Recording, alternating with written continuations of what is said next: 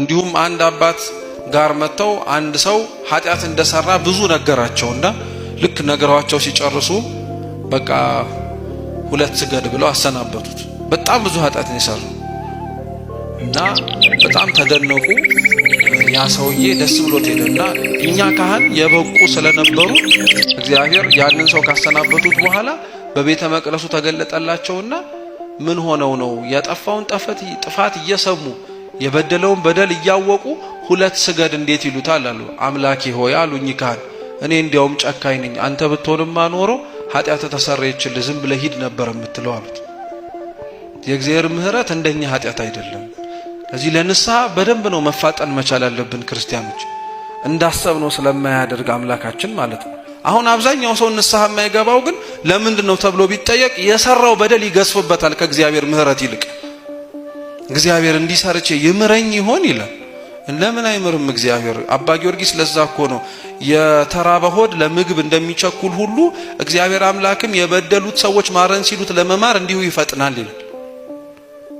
እህል የሚበላ ሰው እህል ለመብላት ፈልጎ የራበው ሰው እንዴት እንደሚበላ አይታችሁታል አይደል? እግዚአብሔር ማረኝ የሚሉትን ሰው ለመማር እንዲፈጣል። ወመንፈስ ቅዱስ አሐዱ እግዚአብሔር ባዶ ሲያረጋችሁ አታማሩ ክርስቲያኖች፣ አናማር።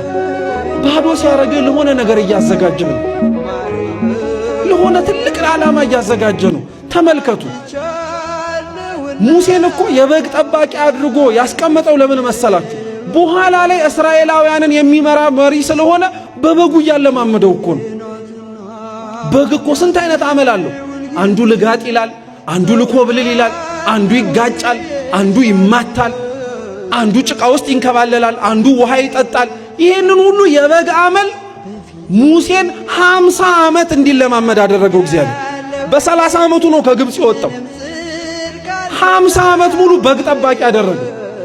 50 ዓመት ሙሉ ይሄንን በግ ያስጠበቀው ግን ተዋርዶ እንዲቀር ስለፈለገ አይደለም። እንደ በግ የመሰላቸውን ህዝቡን መጠበቅ የሚችልበትን ጥበብ በበጎቹ ሊያስተምረው ስለፈለገ ነው። ታዲያ ዝቅ ማለት ሁሌ ውርደት ይመስላችኋል? ባዶ ሆኖ መገኘት ሁሌ ማጣት ይመስላችኋል ክርስቲያኖች? በፍጹም አይደለም። እግዚአብሔር ዝቅ ሲያረግ ለተለየ ነገር እያለማመደ ነው። እግዚአብሔር ዝቅ ሲያረግ ከፍ ላለው ዓላማ ከእንዲሁ እያዘጋጀ ነው። ዛሬ አኗኗራችን እኮ እቺን ዓለም ጥለናት የምንሄድ አይመስልም አይደል? ስንቱን ስናከማች፣ ስንቱን ስንበላ፣ ስንቱን ስንጠጣ፣ ስንቱን ስንመኝ፣ ስንቱን ለማድረግ ስንሮጥ ጥለናት እንደምንሄድ ራሱ አናስብም። ለዚህች ዓለም እንደክምላታለን። እውነት ልንገራችሁ ክርስቲያኖች፣ ቅዱስ ኤፍሬም ሶርያዊ እንዲህ ይላቸዋል፣ ለዚህች ዓለም ብትደክሙና ብትኖሩላት መጨረሻ የምትሰጣችሁ መቃብር ነው። ለእግዚአብሔር ግን ብትኖሩለት ከሞት በኋላ ሕይወት ይሰጣችኋል ይላል። ለእግዚአብሔር ድከሙለት። አብርሃም ድንኳን ውስጥ የኖረው ቤት መስራት ከብዶት አይደለም። እንደ ተወው ሀገር እንደዚህ ሁሉ የሚተወውም ዓለም እንዳለ ስለሚያውቀው ነው። ይሄ ሁሉ አላፊ ጠፊ እንደሆነ ተረዳ። እግዚአብሔር ይህን ለመረዳት ማስተዋሉን ይስጠን። ሁሉ ነገር ያልፋል ክርስቲያኖች፣ ሁሉም ምንም ነገር እዚች መሬት ላይ ጸንቶ የሚቀር ነገር አይኖረንም። ሁሉም ነገር ያልፋል። ከሁሉም ጋር እኛም አብረን እናልፋለን። እኛም ማለት ነው ራሳችን እንሞታለን፣ እንፈርሳለን፣ እንበሰብሳለን። ይሄ ተመካንበት አጊጠንበት የተዋብንበት ሰውነት በሙሉ አፈር ውስጥ ሳይገባ እኮ ሊከዳንም ጭምር ይችላል። ሁሉ ነገር ያልፋል፣ ምንም ጥርጥር የለው። አንተ ሞኝ፣ እግዚአብሔር ሰላም አውሎ ስላሳደረ እየበደልከው ስላልቀሰፈ እግዚአብሔርን ሞኝ ልትለው ተወዳለህ? እንዲህ አለ። ስለታገዝ ትዕግስትን ጅልነት ታደርጋለህ። ወባይቱ ባምጣነ ኢትንየስት ዘግ መቅሰፍተ ለርስከ። ነገር ግን ንስሐ እግዚአብሔርን እውነቴን ነው የምላችሁ ክርስቲያኖች፣ ለብዙ ነገር ብላችሁ ጥላችሁት አትሂዱ። ለብዙ ነገር ብለን ጥለነው እንሄዳለን እግዚአብሔርን። በጣም ነው የምናሳዝነው። ለሱ ብለን ጥለን የመጣ ነው ትዝ የሚለን ነገር ይኖር ይሆን? እውነት እግዚአብሔርን እኮ ስለ ብዙ ነገር አሳልፈን ሰጥተነዋል እንጂ ለሱ ብለን የተውንለት ነገር ትዝ ይላችኋል? አብዛኞቻችን እኮ እግዚአብሔር አምላክ እውነቴን ነው የምላችሁ የመጀመሪያም የመጨረሻ ምርጫችን ሳይሆን ከአማራጮቻችን መካከል አንዱ። ሲጣበን ሲጨንቀን መግቢያውና መውጫው ስናጣ የምንመርጠው ነገር ነው እንጂ እግዚአብሔር ስንደሰትም ስናገኝም ሁሌም በምንኖርበት በእምነት ህይወት ላይ የመጀመሪያ ጥሪያችን እንዲሆን ላንፈልግ የምንችል ሰዎች አለ። ሰው የሌላውን እግር ዝቅ ብሎ የሚያጥበው በሌላው እግር ላይ ያለውን ቆሻሻ ለማጽዳት ሳይሆን በሱ ላይ ያለውን እድፍ ለማንጻት ነው ይላል። የሰማችሁ ነው። አብርሃም ዝቅ ብሎ የጌቶቹን እግር ሲያጥብ እነሱ ደግሞ እሱ ባላወቀ የራሱን በደል ያጥቡለት ነበር። ትህትና ዋጋዋች ይላል። ማን ከኛ መካከል ዝቅ ብሎ ሌላውን ለማገልገል የሚፈልጋል? ማን ዝቅ ብሎ ከኛ መካከል ሌላውን ለመታዘዝ የሚፈልጋል? እውነት እንዲህ አይነቱ የታደለ ጸጋ ያለው ሰው ዝቅ በማለቱ ሌላውን እየጠቀመ ሳይሆን ማንን ነው መልሶ የሚጠቅመው? ራሱን ነው በደሉን የሚያነጻው። ከእግዚአብሔር ፊት ያለንን ሸክም እንዲቀልልን ትፈልጋላችሁ? የሌሎቹን ሸክም እናቅልልላቸው።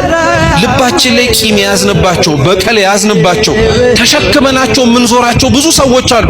ሰውነታቸው እኛ ውስጥ አይሁን እንጂ እዚህ ውስጥ የተሸከምነው ሰው የለም? እዚህ ውስጥም የተሸከምነው ሰው አለ። እስኪ ሁሉንም እናውጣቸው። እነሱን ስታወጣ አንተ እኮ ነው የምትነጻው፣ ታውቃለህ? እነሱን ይቅር ስትል አንተ እኮ ነው ይቅር የምትባለው።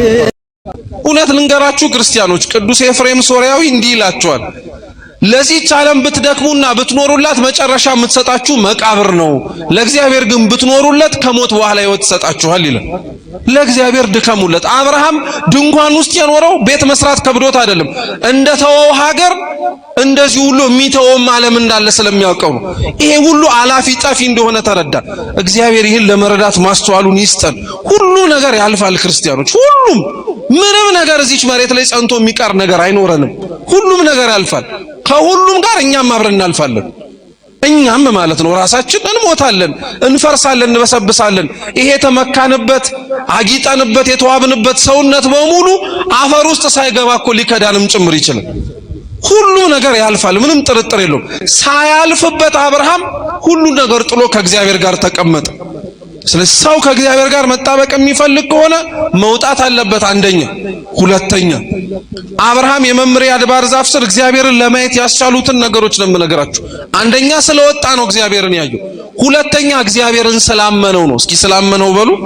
አዎ አብርሃም ሲወጣ እግዚአብሔርን አምኖት ነው የወጣው። በደንብ አድርጎ ሲወጣ የሰጠው ብቸኛ ቃል ኪዳን ዘርህን እንደ ሰማይ ከዋክብት እንደ ምድር አሸዋ አበዛዋለሁ ብሎ ነው። ምንም ነገር ሳይኖረው ነው አብርሃም የወጣው። እግዚአብሔርን የነገረውን ቃሉን አምኖ። ዛሬ እውነት እግዚአብሔር አምላክ እኮ አወርሳችኋለሁ እያለ የሚያስተምረንን እንኳን እኮ መንግስቱን የማያምን ክርስቲያን ያለንበት ጊዜ ላይ ነው። እግዚአብሔር ሊያረግልን የሚችለውን ነገር የምንጠራጠር። መቼ እግዚአብሔር በቃሉ ተናግሮ ሳያደርገው የፈጸመው?